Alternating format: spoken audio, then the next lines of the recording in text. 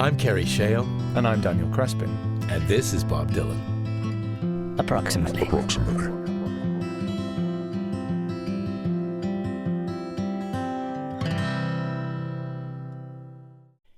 After finding I'd forgotten my shirt, I went back and knocked. I waited in the hallway. She went to get it.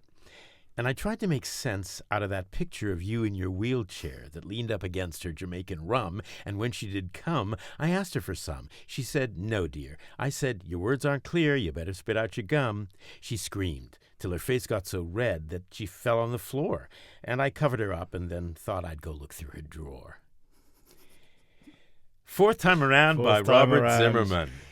So I just was playing around with that, but it's such a weird song. It's bizarre, isn't it? It's I realised listening to the studio version, I'm so used to listening to the 66 live version where it's just guitar and it's way more sort of whimsical. It's like, it's weird, and it's kind of harmonica based because it's got a lot of harmonica in it. Whereas this, I hadn't clocked really that the studio version has quite a driving drum beat. Yeah. And it does power along. It's but still, what Bob often does, the music powers along, but Bob's vocals still sound kind of whimsical and weird, as we've just But it's heard. such a weird song. It's odd. I mean, I've always found it a weird song, and then we decided to cover it for the podcast, and so, we're dropping into the weirdness. Mm-hmm. And you can't talk about Fourth Time Around without talking about the Beatles. Because I remember one time on the podcast you say, "Well, how come people are always comparing Bob Dylan to the Beatles?" Yeah, but they are. I got a lot of stick on Instagram for that. Yeah, which is great. Keep giving us stick. Yeah. So here's something that Al Cooper said.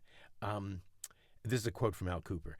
Bob said that he had played it Fourth Time Around to the Beatles. So I asked him if they'd remarked on how similar it sounded to Norwegian Wood. And he said, when I played it to them, there was no Norwegian Wood. My song came first. I could sue them. In 1969, he admitted that this was total bullshit. Yeah, it's right, because, I was just thinking Norwegian Wood was recorded in September 65, so it would have been written before then. Yeah. And then Fourth Time Around comes out over a year later. Yeah. But they are very similar in structure and somewhat similar in theme. And, that you cannot mention Fourth Time Around without Norwegian Wood. So Norwegian Wood came out in December 65 on Rubber Soul. And I remember it came out when I was a kid. I mean, I was like 13.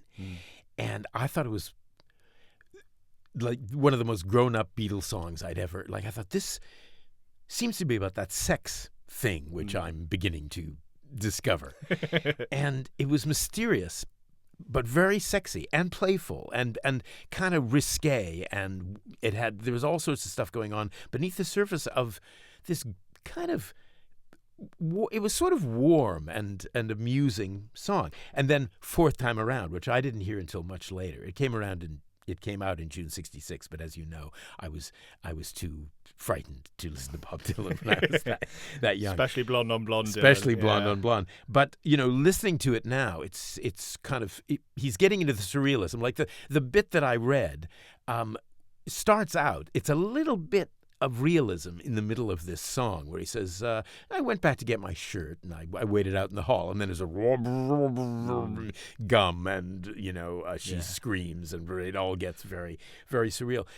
But listening to it a million times lately, it's actually quite, it's not warm. It's the opposite of warm. It's cold. It's cold. It's quite damning in some, it has inklings of what's to come with songs like Idiot Wind. It's like even the first line where he says, she says she doesn't understand and I said, "Are you deaf?" basically is what he's saying. Yeah. I don't have the lyrics in front of me because that's the one thing I forgot today. I brought all the other stuff and didn't bring the lyric book. Well, let me quote you. When she said, "Don't waste your words, they're just lies," I cried.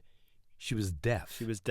You're too dumb to understand what I'm saying. Which you get from Dylan a lot, and I understand why. He's one of the greatest artists that's ever lived, but it is like blowing every time you move your teeth. I mean, that's damning. And this, oh yeah, I mean, again, this was the height of his dickery. This is why when I listened to Rainy Day Women, at that tender age, I thought I don't like this guy, and that's a fun song. Yeah. That's the most fun song on the album. Yeah. But this is it's unpleasant, whereas Norwegian Wood is very pleasant. Well, do you think, because there's always this debate, isn't there, that is it an answer to Norwegian Wood? Because there's talk, they met, John Lennon and Dylan met in 64, sort of the summer of 64, I think. And it does seem that Lennon was influenced by Dylan's lyrics, for sure. For sure. And for some reason, to me, it does kind of sound like Bob saying, okay, I can do this far more interesting than you can do. And I'm just taking the piss. I'm not even taking it seriously. It's a ridiculous narrative that's going on, Yeah. I know. I think that's true. I think it's Bob.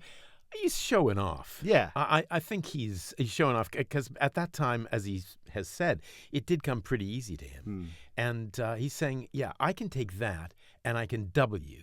And I can triple you. Exactly. And I can raise you. It's a one-up. And you're going to have to fold. Yeah. And, that they kind of did a back and forth throughout their careers, didn't they? Because, Lennon later released Serve Yourself after Bob Dylan's got to serve somebody and stuff like that. So it's an interesting relationship they have. Yeah. And, of course, they mentioned Dylan's Mr. Jones on Your Blues. Yeah. So, yeah, they were tussling, except that there were four of them and there's one of Dylan. I think it's a dick swinging song. It's not a piss take song. It's just Bob Dylan swinging his dick. It is Bob Dylan swinging his dick. I mean, I've written down here, Norwegian Wood is playful wit. Fourth Time Around is mathematical sarcasm. I mean, he makes it look easy. Yeah. Mind you, so do the Beatles. But also, it's, to be fair to the Beatles, it's more than twice as long as Norwegian Wood. Norwegian Wood is like, here's a thing, this is a story, this is what happened. Fourth Time Around launches into surrealism.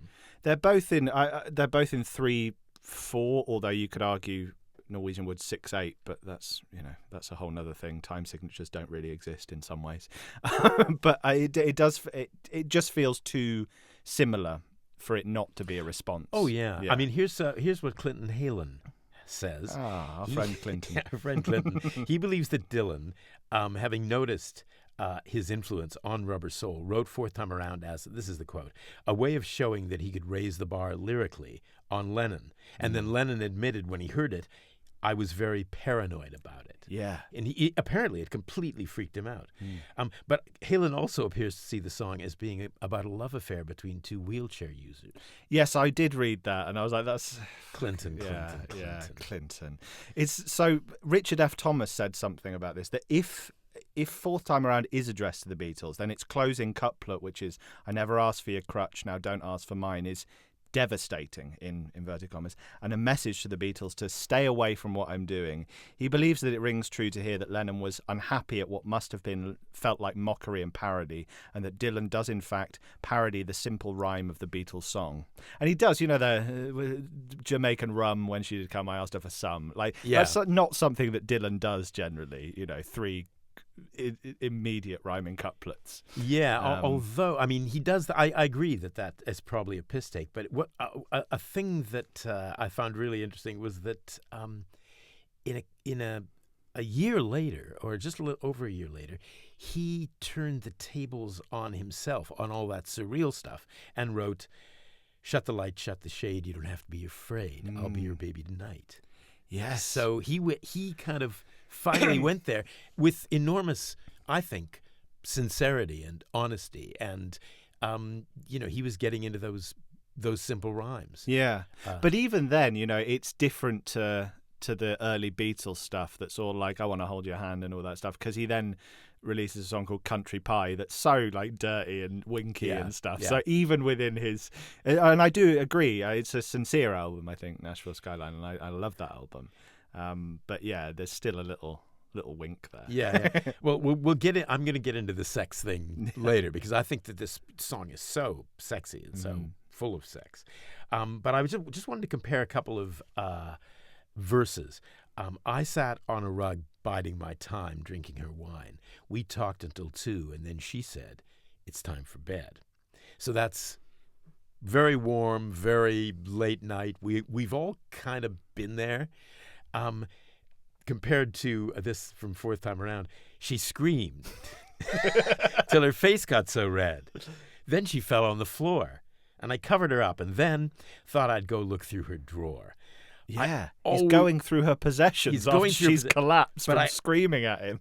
I always hear drawers. I always hear look through her drawers. Yeah. I mean, and I'm sure that I feel that that's why it's there, not so much that he's going to look through her particular drawer, but which is even worse then. Yeah, that she's passed out and he's going through her drawers. It's so awful compared to, I thought Norwegian Wood, when I first heard it, was kind of transgressive, in that, did he set the apartment on fire? Yeah. Was it good, Norwegian Wood? Yeah. A bit transgressive, but this, Fourth Time Around, is it's way out there. I mean, some say it's a vicious argument between two lovers, but I think it's more about the sex, personally. There's a lot of dressing. There's a lot of undressing. There's a lot of straightening of clothes, shirts and boots and buttons. And this I've just written it's not that long a song, but the sexual imagery. I'd forgotten my shirt, so he's out in the it's definitely in the hallway, it's half naked. Yeah, it feels like a one night stand gone wrong or something. Yeah. But more than that, because clearly there's more anger there. But that's it definitely feels like the morning after the night before. Absolutely, for and sure. My little theory about your crotch at the end is it sounds very much like your crotch. I mean, it's not an accident. Don't you Kerry, think? No, it does. I don't think that's a crazy theory. Yeah, no, I don't. I'm being facetious. And the red face screaming. I tapped on her drum. I don't know why that sounds so dirty. It does. That definitely does. I tapped on it. It's like I was just sitting here beting on my trumpet. Yes, like in exactly. Absolutely Sweet Marie. He's really good at that. Yeah, and then he is. Clearly, and when she did come, duh. Yeah, absolutely, yeah. Jermaine, when she did come, I asked her for some. Yeah, absolutely. And who feels with their thumbs? I mean, I'm not saying that that's dirty. It's just like, what that it sounds, if not dirty, kind of creepy. Yeah. I just I want to say, because I'll shit on the Beatles later, but go ahead. But I do want to say that I really like Norwegian Wood as a song, and I think it's a really kind of blazing satire of the Andy Warhol type crowd of that generation, sleeping with these sort of intellectuals, and she's got this fancy flat with Norwegian Wood. To me, that's what I've always read it as. Yeah. Isn't this fancy? And John Lennon was not from a fancy background, and the Beatles aren't. So being in that sort of intelligentsia, artistic community at the time you must have thought, fucking hell, some of these people. So I really like the song, but I do feel like Rubber Soul is the first Beatles album that I can get with a little bit. Like I'm not particularly interested in the albums before, but I do think I just think Rubber Soul is released a year before Blonde on Blonde, around the time of Highway 61 Revisited comes out. I just think Dylan's so far ahead of the Beatles personally, and I know I'm in a minority there, but to me, I think a lot of the arguments that come around when you talk about the Beatles, it's like, well, even if you don't like the Beatles, you have to realise that, or you think they sound, old-fashioned, they influenced all that stuff. Well, yeah, they did influence all that stuff, but so did Dylan, and I still think his songs from 1965 and 66 sound so modern and so unique and like nothing that's come since. And I don't find that with the Beatles. So I think when you say with the Beatles, good title for an album. But you're not taking into account the huge arc of the Beatles' career. Yeah. I know you can't get with the program as far as the early albums, which I can and do. I still I don't listen to them that often, but when I do, I tend to dance around the room because they're very danceable. I love some of the songs. I can't listen to a full album, 30 minutes of the same message, which is, you're very pretty and I want to hold your hand. Yeah, but you know what? The Beatles aren't about the words. They were never about the words until Rubber Soul-ish. Yeah, and maybe that's the thing. Like I was speaking to a friend. The music was fabulous. I mean, the music is as good as Buddy Holly and Elvis. It's great danceable stuff that doesn't. entirely make you think, but there's certain things like please, please me, like I please you. I, again, found when I was a kid, I thought, is that dirty? Yeah, yeah. I mean, it is. It's filthy. Please, please me. Oh, yeah. Like I please you. I mean, that whole song is about... I mean, yeah, there was a reason women were going wild for it, because I guess stuff that explicitly they were sexual had wetting never themselves been. over this. It was deeply sexy. I mean, you can see these girls, having orgasms while they're watching the Beatles. Yeah. So, I will not have you say that, that the Beatles were meh. No. They were never meh. I mean, I know... Do you know what I'm saying? I hear what you're saying. It's interesting to me because you didn't grow up with them. Yeah. That this is, and I understand why you would think that. But yeah, I think you're missing the sex because you weren't the right age for the sex. Because they were doing something that had never been done before. And I have to say, I had a conversation with a friend recently, and it was about a new album that's had rave critical reviews, and he loved it. And I was like, I need to listen to it again, because I was just listening to the lyrics, and I was saying why I didn't like it because of the lyrics. And he was saying, oh yeah, you really do listen to albums like that, don't you? He's like, first few listens of an album, he's like, I'm just getting in the groove. I suppose I just love lyrics. But then again, I love Zeppelin, who they do in certain bits, but they're not always a lyric heavy No, band. but so it's interesting. thing, I remember when I first got together with Suzanne, and we were listening to some music, and I was putting on music, as I do still to this day. We've got music going all the time in our house. Yeah. And she said early on, she said, you really listen to the lyrics? Yeah. And I was like, I'm like, how can you not? How can you not? Yeah. But a lot of people, they don't even figure with a lot of people. Yeah. So, we both have to stop and We're think, both, how does that work? Yeah. All right, I take back what I put in my notes, which I'm going to say anyway, which is that Rubber Soul was the Beatles' first almost good album. Well, Instagram followers, get back. And I have to say, get back to us. I do like the Beatles. And they were fourth on my Spotify Wrapped, so fourth most listened to artist. So I have tried, and I do like some of their stuff. And I think Abbey Road is one of the best albums ever written. So, well, thank you, Daniel Crespin. Thank you for that. Well, let me see. I'm going back to my notes now. This is again just chosen at random, really. It was then that I got up to leave, but she said, "Don't forget, everybody must give something back for something they get." I'm afraid, to me, that's another sort of please, please me, I please you. I mean, I'll show you yours if you show me mine. This is what Bob says. This is just Bob says, she worked on my face until breaking my eyes. Now that might be something with like a lot of slobbery kissing. I don't know what that means. But anyway, apparently it wasn't. I don't want to know what Bob Dylan's kinks are, to be honest. I think it would ruin the mystique for me. let's move on. Some people say that this, at least online, I found that one person said that the song was another song about Edie Sedgwick. Yes, I was going to talk about that, because I thought, because the wheel. Some people have said the wheelchair thing, because she was in that car she crash. Was in the car famously. Yeah. And there's the crutch later. It could be about that. But I've always thought, why is it called Fourth Time Around? If it is about Edie Sedgwick, is it like the fourth time they slept together? It can't be that simple. I can't work. That one I can't. Yeah. I can't get into it. But there was a theory that I read online, which I thought was great, because Edie Sedgwick was famously, dyed blonde, but sometimes you can see it growing out, in photographs, and then she'll re-dye it, but kind of badly, maybe deliberately badly. And is that blonde on blonde? On blonde. Oh, that's that good. was a pretty good theory, I thought. I mean, like blonde on blonde is B.O.B. Bob, yeah. Bob, but I think it might also be that. Yeah. There's so much mystery around this album in particular. Rainy Day Women, number 12 and 35. Why is that? But also, I noticed listening to this song, I was thinking about this album. This album is, and the one before, but less so, is populated by these grotesque characters. It's grotesque, this song, in a way. They're not acting like normal people. Normal people don't scream so loudly that they faint, and then the person goes through their drawers, whatever that means.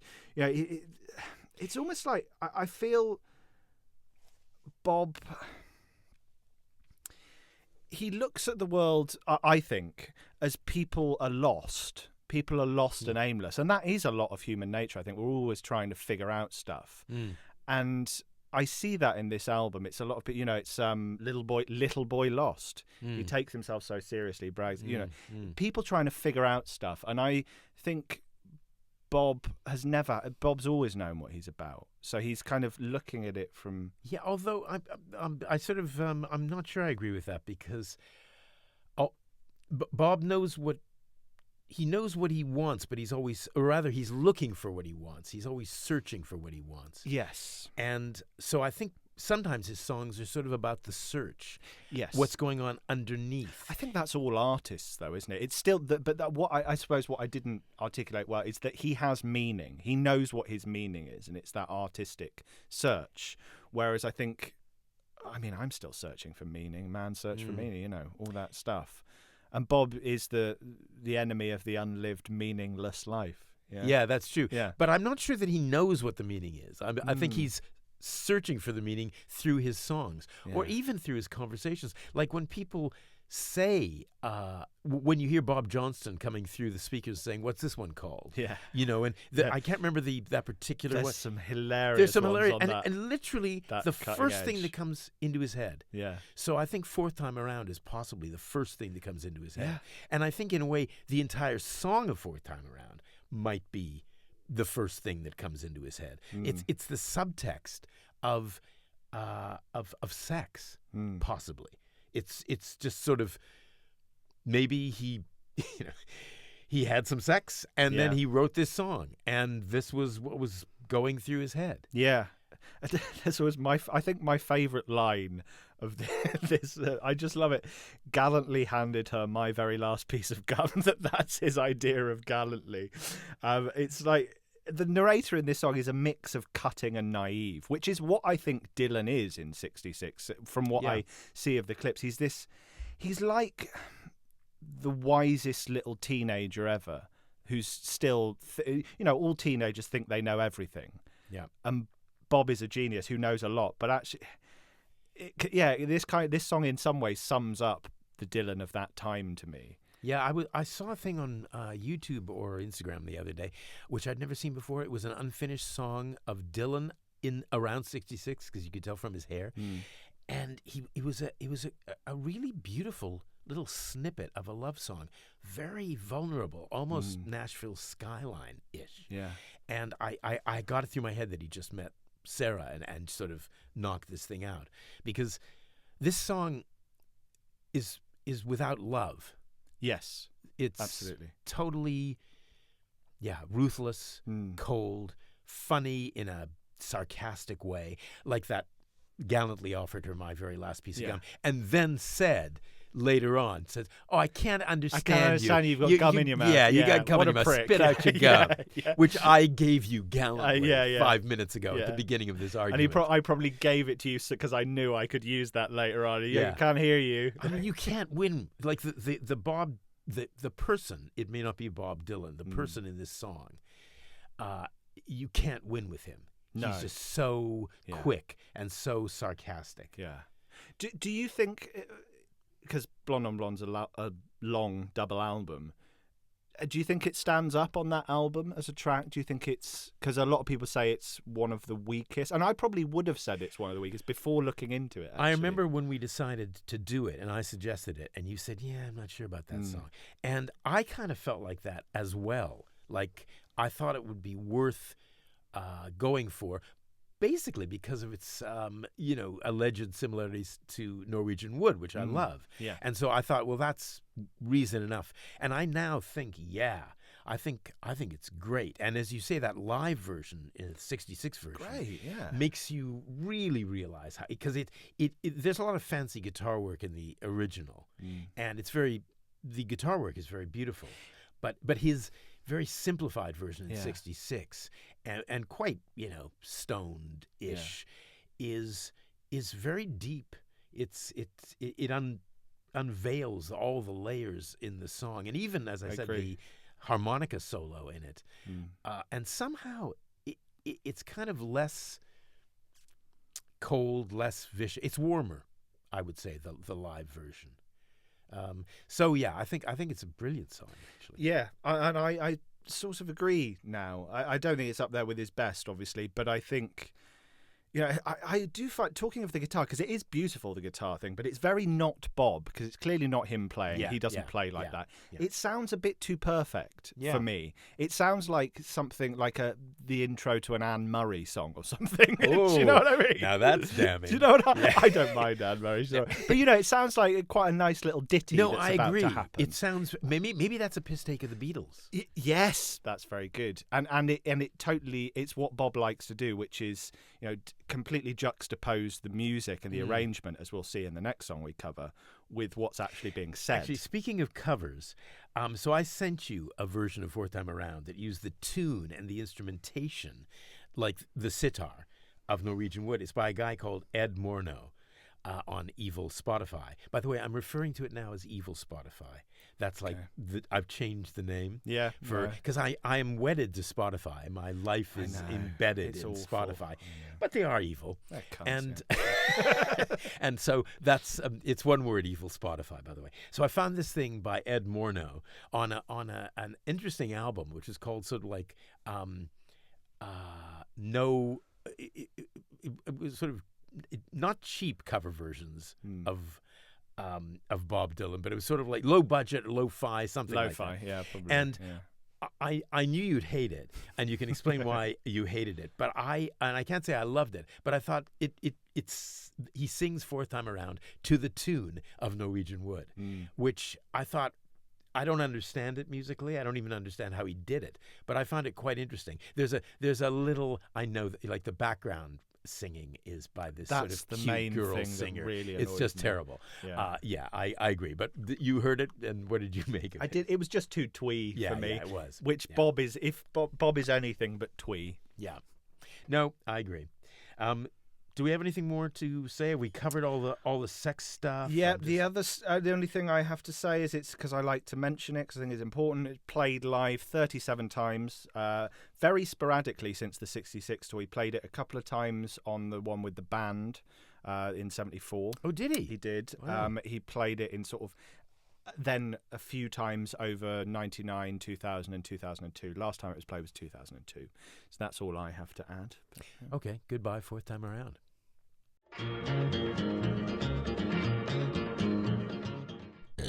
How was that, Marty?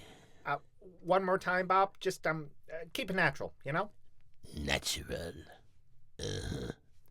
Okay, and action.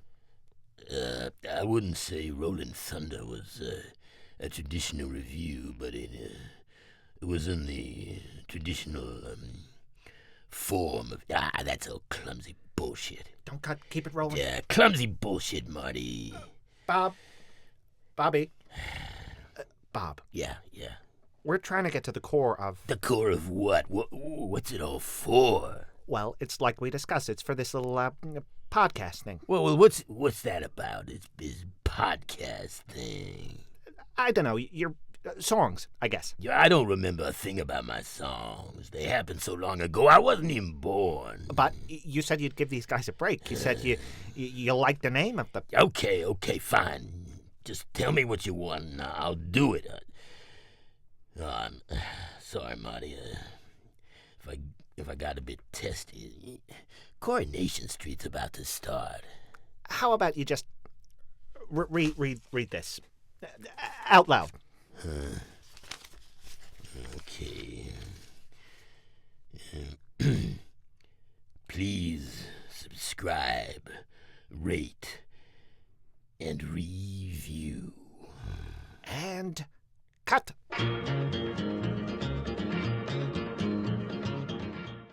Well, I'm grinding my life out, steady and sure. Nothing more wretched than what I must endure. I'm drenched in the light that shines from the sun. I could stone you to death for the wrongs that you've done. Sooner or later, you'll make a mistake. I put you in a chain that you never will break. Legs and arms, and body and bone. I pay in blood, but not my own. Night after night, day after day, they strip your useless hopes away. The more I take, the more I give. The more I die, the more I live. I got something in my pocket, make your eyeballs swim. I got dogs could tear you limb from limb. I'm circling around the southern zone. I pay in blood, but not my own. I love Bob Dylan's love songs, don't you? Don't you? Isn't he just a romantic fool, really? But It's so angry, isn't it? it's so angry. And it's what he does a lot. I mean, I would just say I love this album because I have... It was Tempest. It was the first album that came out when I was a Bob fan. So, so 2012. It was the first album I was like, I can't wait for the new album to come out. And that was a great feeling to me. Lucky you that, it could have gone it so could have been wrong. awful. It could have been triplicate or something. Yeah. So I love what he does. He does the same with Duquesne Whistle. It's like this jaunty musical accompaniment to these severe, damning lyrics. I mean... It's one of his angriest songs, isn't it? Yeah. I mean, it's as angry as Masters of War. Yeah. It's you couldn't Absolutely. you could not get any angrier. No. Actually, I don't think Yeah. Dylan has written an angrier song. And actually, Masters of War is at least it's angry, but it's kind of you're so not worth thinking about. It's like I hope that you die and your death will come soon. It's Yeah. almost like throwaway. You are nothing. And it's also focused because you Yeah. can understand Masters of War. Yeah. You see who he's singing about. It's Yeah. very clear. Whereas this, I mean, what is it really about aside Yes. from anger? Yeah. So I just think I love this Bob. This Bob is the sardonic, gravelly, rough, old, bad uncle that smokes a joint with you at the family party and then rides off on his motorcycle, having caused a family argument. I think you mentioned that about another do, song. yeah. But I disagree, actually. Okay. I think this is Angry Uncle who nobody goes near at the party. Yeah, maybe. Old I think alcoholic he's- uncle. Yeah, he's so angry. Yeah. Let me just read you a definition of anger I found, because I think this entire section is going to be about anger. Like, Yeah. what is anger and what is Bob Dylan's anger? So according to this thing that I found, it's a basic human emotion characterized by feelings of tension and hostility, often triggered by a perceived threat, injustice, or hurt. It's a response to events that are frustrating, unfair, or threatening, and can manifest in various ways from mild irritation to intense rage. It's linked to the fight or flight response and can motivate action, but it can be harmful if it becomes frequent or uncontrolled. I think all of those apply to this song. Yeah. I mean, it's really interesting to see how many different kinds of anger there are. And I think they're all in this song. Absolutely. Yeah. And it's interesting because we chose this, we'd said we were going to do this a couple of months ago, maybe. Yeah, we were just looking for the right Yeah. song for it to go But with. as you know, since then, I won't go into details, but something in my life has triggered memories of old anger. So it was interesting looking into this song. Like, anger's very much on my mind at the moment. And there's so much I love about this song, but I could take it song line by line, but I won't. I'll save the listeners from that. But just one of the first ones I love. I'm drenched in the light that shines from the sun. It's the opposite of basking in the sun. Mostly you think the sun shining on you is fabulous. Only this angry Bob can be drenched in the sun. It's like, oh, fuck off, sun. The sun's a nuisance. Most people would see it as a positive, but not Bob. Do you know what I mean? No, absolutely. I love that, drenched in the light. It's so simple, but so brilliant. Yeah, he was very angry, I think, in that period. He was going through his own period of anger. He did this interview with Rolling Stone for Michael Gilmore, and I've found a few things from it. But at one point, Michael Gilmore, poor Michael Gilmore, says there's a fair amount of mortality on the album. Certainly in the last three songs, Tin Angel, Tempest, and Roll On John. People come to hard endings, he says to Bob Dylan. Bob Dylan responds, "Oh, like these songs must be about mortality. I mean, Dylan, isn't he an old guy? He must be thinking about that. You know what I say to that horse shit? I say these idiots don't know what they're talking about." Now, these idiots, he just called the guy who's interviewing him an idiot for a perfectly kind of honest, straightforward journalistic question. Yeah. But Dylan was in an angry mood. Yeah, I wonder what was going on there. That's the thing, we just don't know. I mean, I don't think he was particularly angry necessarily at the... It was a long interview, and he was perfectly fine for most of the time. But it's full of, here's a lyric that I will quote. So, how I made it back home, nobody knows. Or how I survived so many blows. I've been through hell. What good did it do? You bastard. I'm supposed to respect you? Yeah. Yeah. I love, and he says bastard there, and then there's one line later on where it's like, if only you knew who your father was. So he's calling someone a bastard again. Exactly. But I mean, it all depends on how. Here's another thing before I leave this. It was the 2012 Rolling Stone interview, so it was to promote. Yeah, he's trying to promote. He's trying to promote his album. So no one listened to it because you're all fucking idiots. So he talks about. The Judas thing. He's asked about the Judas this thing. quote. This quote, right? Yeah. So here it is. I won't do the Bob Dylan voice. These are the same people that tried to pin the name Judas on me. Judas, the most hated name in human history. If you think you've been called a bad name, try to work your way out from under that. Yeah, and for what? For playing an electric guitar? As if that is in some kind of way equitable to betraying our Lord and delivering him up to be crucified? All those evil motherfuckers can rot in hell, he says. Yeah.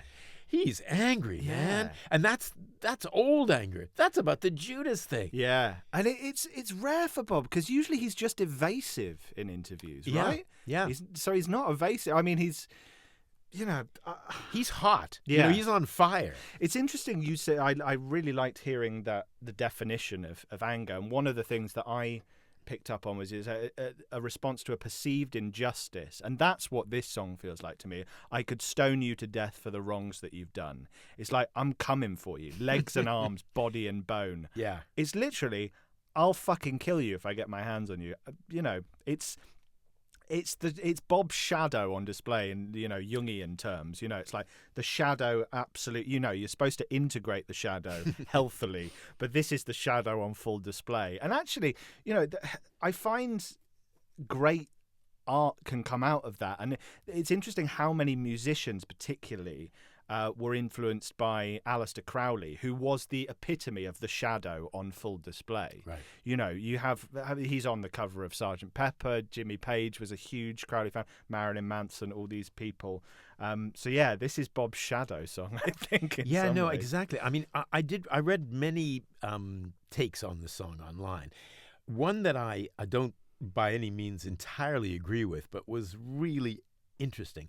Did you find it? He's got this website called Bob Dylan Song Analysis. Yes, it's a guy called David Weir, and so he takes it as a rant against Jesus.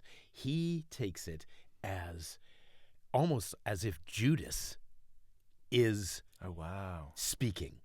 So he's bragging about his bravery, but he's calling Judas a hypocrite. He says, you got the same eyes that your mother does. If only you could prove who your father was. Ooh. Was your father God? Is that what you're saying? If you could prove that you're the son of God, but you can't. Yeah. Because you're a bastard.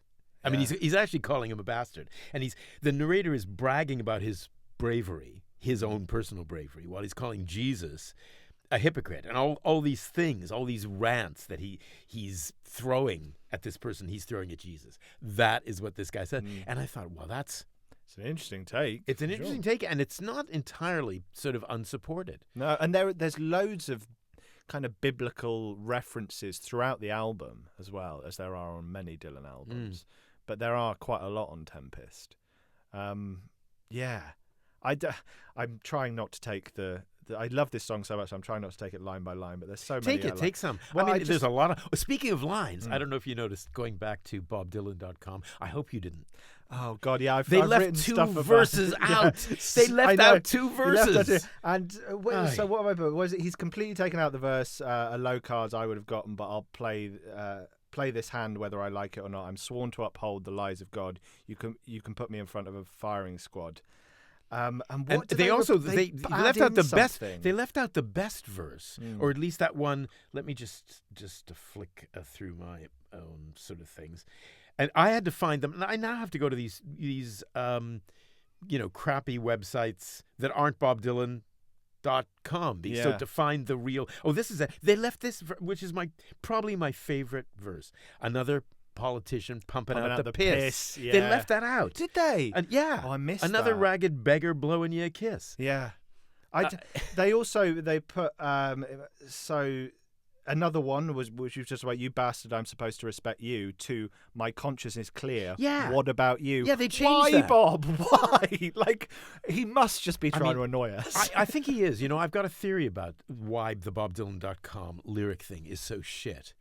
It's just so you can have these conversations. Yeah. So you can really look at the lyrics. It's like that thing we talked about him, Zen slap. But I think he's gone overboard with it. Because it's so unreliable. There also seems to be something, maybe this is just a theory of mine, but there seems to be something about he's getting very weird about people recording the shows and filming the shows, and fans there's a famous case of a fan being told that they can't see the show because they'd recorded previous ones recently.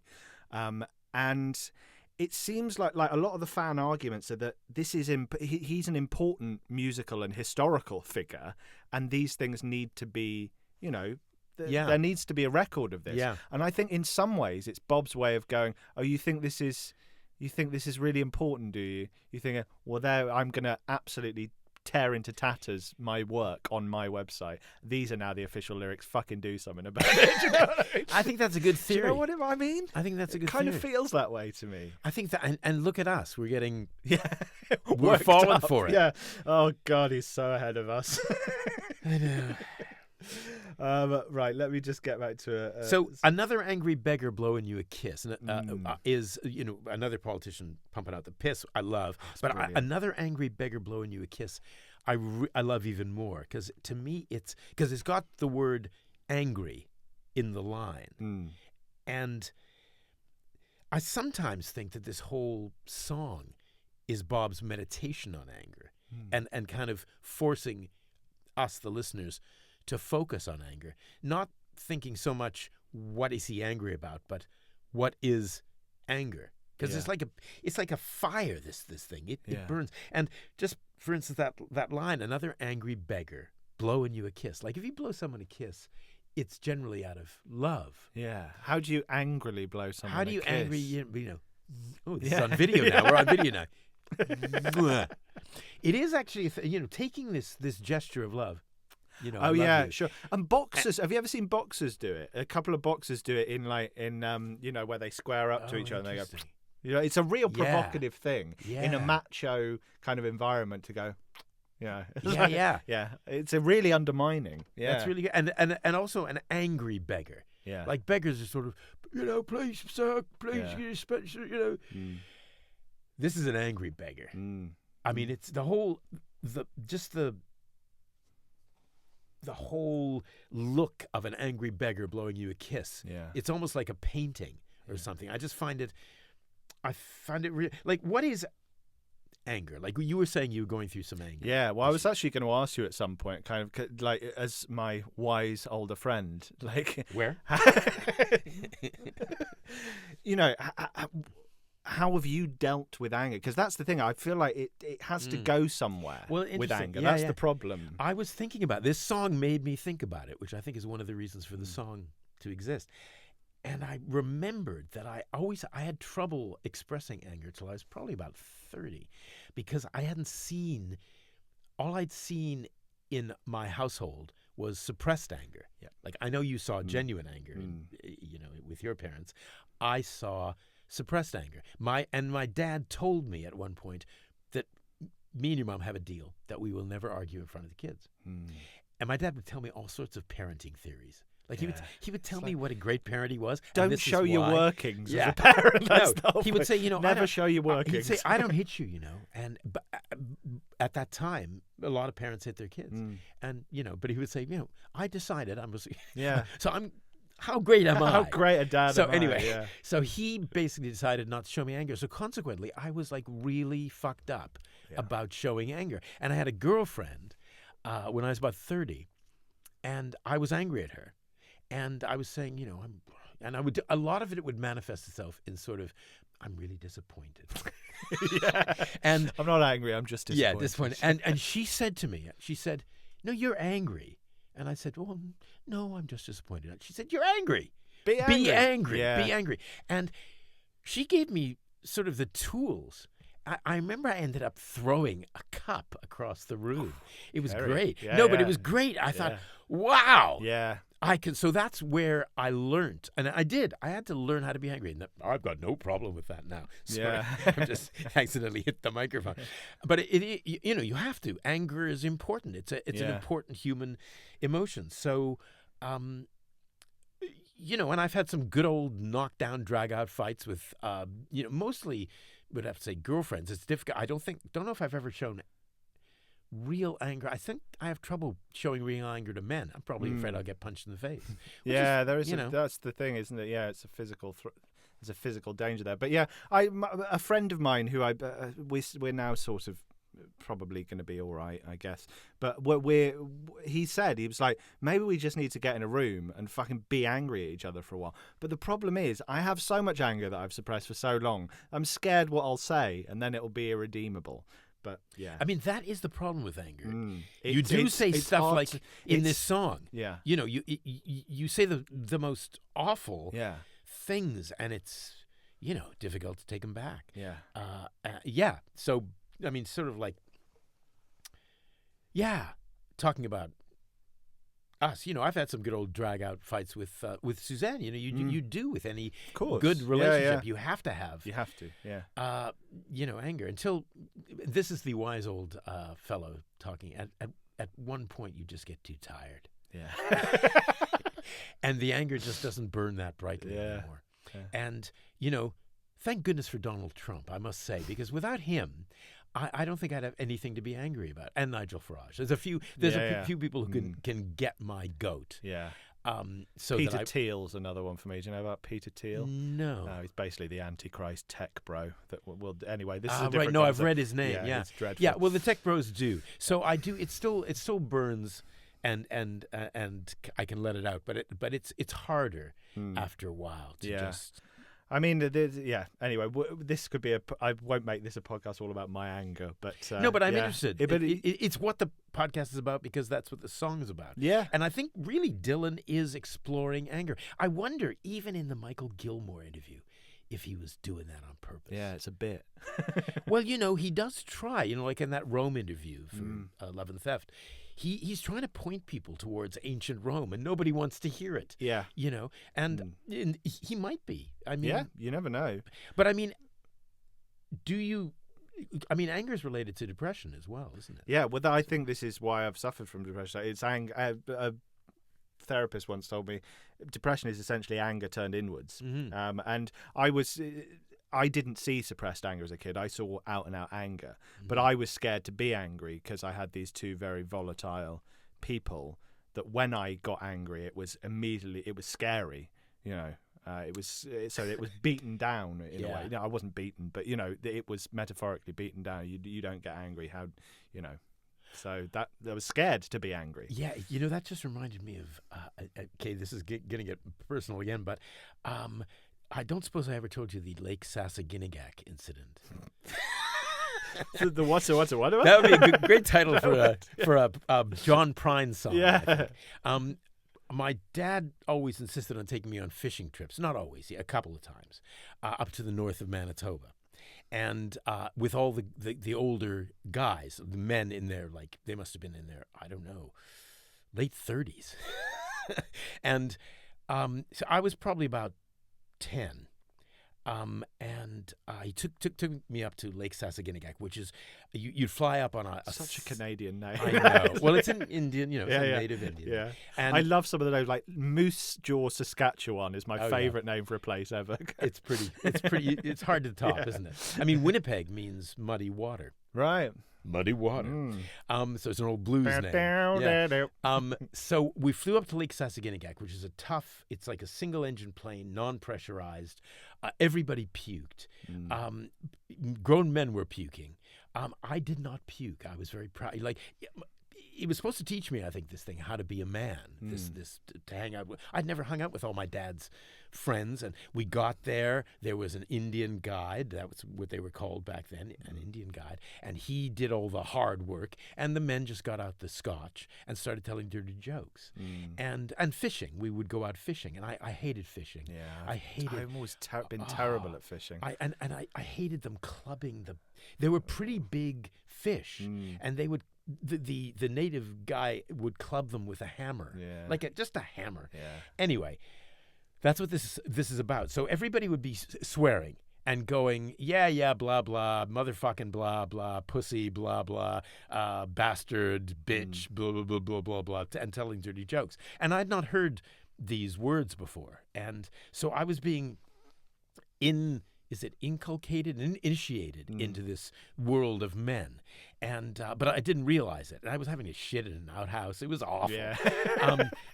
Everything about it, like I really didn't enjoy it. But one thing that happened, there's this big. Do you know what a pike looks like? Yeah. Right. So mostly we would fish for mackerel. Or pickerel. No, sorry, not mackerel at all. Pickerel. That's the freshwater fish from Manitoba. Very tasty fish. And they'd cook them up at the end of the day, and they'd bread them. Or, again, our trusty native guide would cook them and bread them. And we'd eat them and drink scotch, except I wasn't allowed to drink scotch, obviously. But anyway, so one day I'm out there sort of thinking, when will this hell be over? And there's a tug on my line, and I've hooked something, that's another thing about fishing. Like, what do you think? It was nothing to do with me, and it was really tough. It was really hard, and they coached me, and I managed to hook this pike. And pikes they look like barracudas, big fish, fish, and lots of teeny little teeth and scary, nasty look in their eyes. I mean, they're just fish, but that's what they look like to our human eyes. So I managed to bag this thing. I got it up and got it into the boat, and they clubbed its brains out. And it was the biggest fish that anyone had hooked in the entire trip. And I was really happy about just the fact that I felt like I'd become a man, sort of. And then when we got back to the camp, I had a picture. I've got a picture of me and the barracuda. And I mean, I have now forsaken all that false dick-waving manliness, I hope. But anyway, and I thought, I had dreams of sort of like getting it stuffed and put on the wall, the pike that I hooked. And then I can't remember what else happened, but that's right, that was at lunch. And then we went back out for the afternoon. When we came back in the evening, I thought, I'm going to go visit my pike and just look. It's still laying there, and I'll enjoy just looking at the I conquered nature. And they served supper, and it was my pike. And somebody had said pike don't taste very good, but they served it anyway. Anyway, I was furious because this pike was like my pike, and they had no right to do this to my pike. Wow. And what I did, without thinking, is I said, "You cooked my fucking pike, you fucking motherfuckers, you bastards, you fucking ass-licking," and I just, this 10-year-old boy, I spewed this angry invective at them, which I had learned from them. Yeah. Yeah. And I remember that moment because I was out of my head with actual genuine anger. And they were all shocked at these words. I don't know if they realized that they'd taught me those words. Anyway, that was a bit of a learning experience. Nobody said anything after. It just sort of like hung in the air. Yeah. It was, but I do remember, and I remember, that felt, I didn't like that. I didn't like the feeling of that. So maybe that's why I spent the next 20 years suppressing it. Yeah. No. So we'll get back to the song because I know. Okay. But I always thought for years one of my favorite lines in the song is I got something in my pocket, make your eyeballs swim. I always thought it was a sexual innuendo, but actually I'm like, oh no, it could be like a grenade or a knife or a gun or whatever. It's like, because this whole song Also, your about dick vengeance. is close to your pocket, right? When he puts his thumbs in his pocket in the previous song, I always thumb pocket dick. It's a little creepy, and Dylan likes writing about pockets and having things in his pockets. But so this is a hot take that's not a hot take because it's not true. But so there's a Kiss song that has the line, "Put your hand in my pocket, grab onto my rocket." Maybe Bob is more influenced by Kiss than we first believed. He says it in the Rolling Thunder review. Does. Maybe Kiss is Bob Dylan's the next Woody Guthrie in Bob Dylan's lineage. Oh, yeah. I'm just going through it because why not? I mean, these are the ones I found online. I'm not even sure I've ever heard this. Someone must have slipped a drug in your wine. You gulped it down and you crossed the line. Yeah. Is that in a version of the song? No, it's definitely, it's in there. It's in there. It's in there. But it sounds to me, it's either like... It's like they've said something to the narrator when they were drunk that was completely out of order. Yeah. But when I first listened to it, I thought, oh, the narrator slipped a drug in their wine. But I don't think that's true. I think it's like... the more I think about this is such an angry song about we're not sure what. The more I read the lyrics, the more I think it is kind of exploring anger. Yeah. It's not surreal like Fourth Time Around, but it's poetic. It's actually various sort of angles on anger. I mean, I thought you were going to bring up Homer and the Odyssey because you are our guy for that period. Godwin. I thought we're in serious trouble. I thought, Dan will bring that up. I was well, surprised. I'll just skip to my notes where I get on to... So you mentioned Richard Thomas the other day, and he's very big on the Romans. So there's lots of stuff, particularly in this album with Ovid more than Homer, but there's nothing more wretched than what I must endure is a reference to a line from Ovid's, the book 5 of Ovid's Tristia. We've said it before. Why Dylan Matters is a great work, I think, and it does. His later work is very influenced by the classics. This is what Richard F. Thomas says. There's loads of Ovid references in both the previous 2 albums, so Together Through Life and Modern Times. Not so much in Christmas in the Heart, but it's there. You just have to look for it. You just have to read the Santa Claus outfit. A lot of people don't know that Homer actually wore the Santa Claus outfit. Yeah, but there's also that I come to bury not to praise. So it's a little Julius Caesar Shakespeare wink. Yeah, no, exactly. And whenever as I always say, they're my 2 favourite artists, are Shakespeare and Dylan. So whenever I almost get an erection when the 2 get put together. What do you take out of? I don't know how to Sorry follow about that. The more I take, the more I give. The more I die, the more I live. I mean, that's not. That's struck me because it's not that angry. It's actually a little Dylanism in the middle of all this. Yeah. Well, there is something about... There's a tragedy to this song as well, because I do think it's... The anger is generally you're hiding pain. There's anger there because there's, as you say, an injustice done or something wrong. So anger is sort of... Really, the emotion is pain underneath. Yes. That you can't deal with and you feel... Like so many, I mean... there was this cartoonist in Australia once I saw interviewed, and he had problems with depression, and he said everything is all my cartoons, my funny cartoons, come out of anger and pain. Yeah, and he said most human actions do. Yeah, absolutely. And I just think this is a man. The narrator of this song is a man he's kind of lost faith in life from some of the lyrics. You get that vibe. It's almost kind of a school shooter vibe to it. Like humanity is bad and I'm doing a service to it by taking vengeance. It's like humanity or whoever this person is a curse that must be destroyed. And yeah, it's almost like his spirit's been crushed. Yeah. Even the more I die, the more I live. Talk about a school shooter. It's sort of you can put me out in front of a firing squad. He's talking about his own death quite a lot. Yeah. I remember. So this was I was 17. So that was 14 years ago. So it's So I must have been a Dylan fan from about 2010, 2011. So, as I said, this was the first album where I was like, I can't wait for the new Dylan album to come out. And I remember, I think my dad was quite perplexed at my sudden fascination with Bob Dylan at the time. And I remember playing this song on a car ride with my dad and his friend Mark. We were going to see Rush on their 2013 Clockwork Angels tour at the NEC in Birmingham.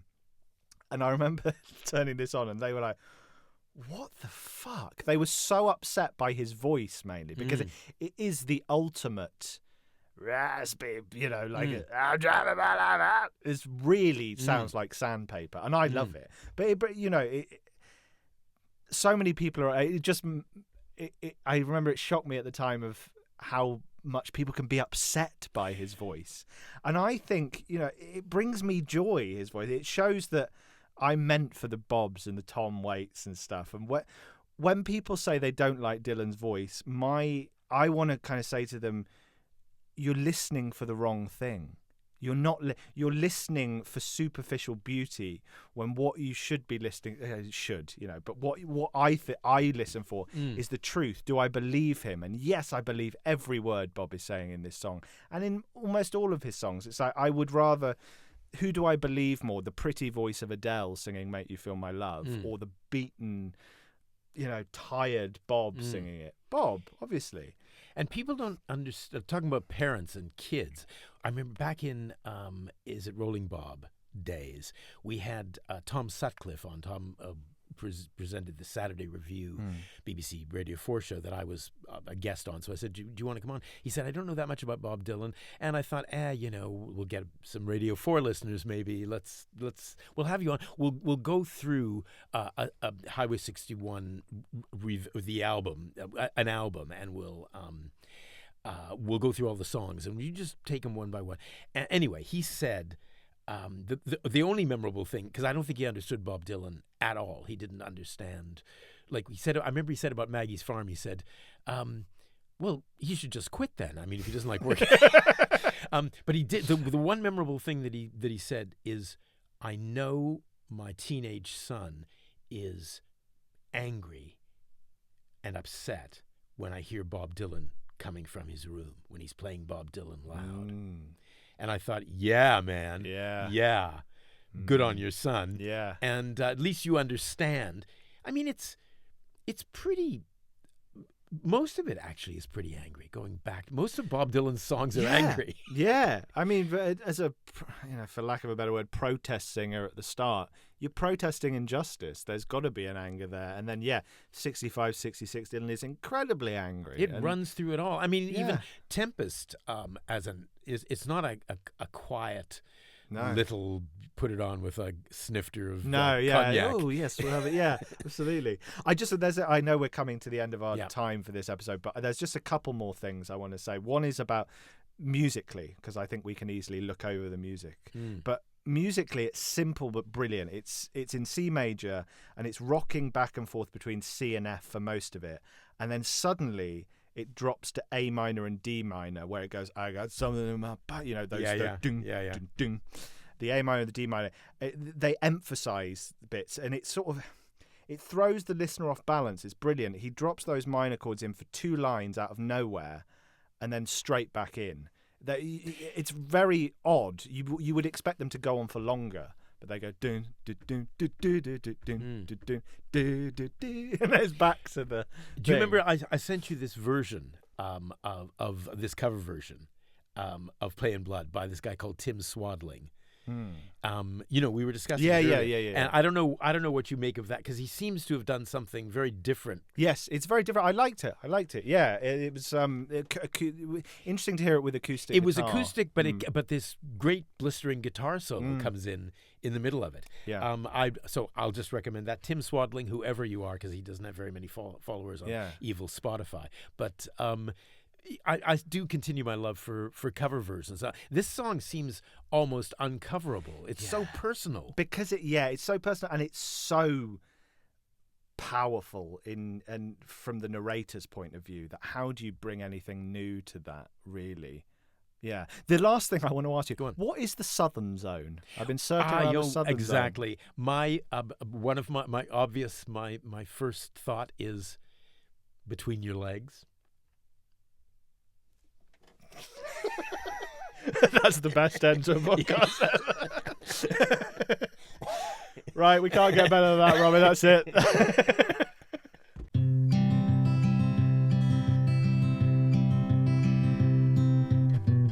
That was Bob Dylan Approximately with Kerry Shale And Daniel Crespi.